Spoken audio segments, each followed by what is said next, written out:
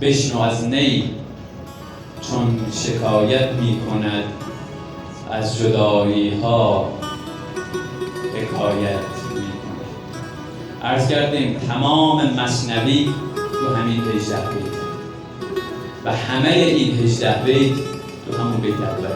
بشنو از نی چون شکایت می کند، از جدایی ها حکایت. و همه این بیت، همه این یک بیت در همون کلمه اول بشنو،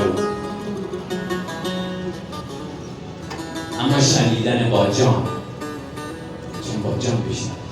الذين يستمعون القول فيتبعون احسنه اولئک هداهم الله.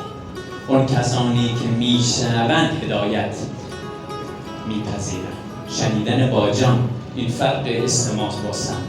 شنیدن باید با جان باشه، همونطوری که اون گروهی از جن شنیدن قرآن رو، انا سمعنا قرآنا عجبا یهدی الی الرشد فآمنا به. شنیدن ایمان آوردن.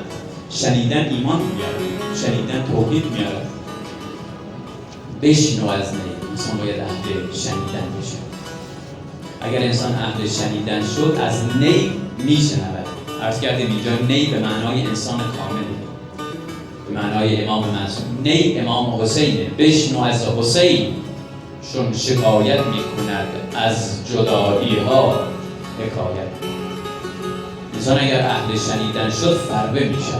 این حرف من نیست. انسان به شنیدن پرورش پیدا میکنه. آدمی از شنیدن فربه میشه.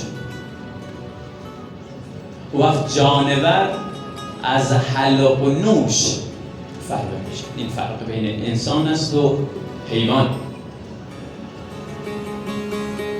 اگر انسان اهل شنیدن شد، میشنود سوز نی رو.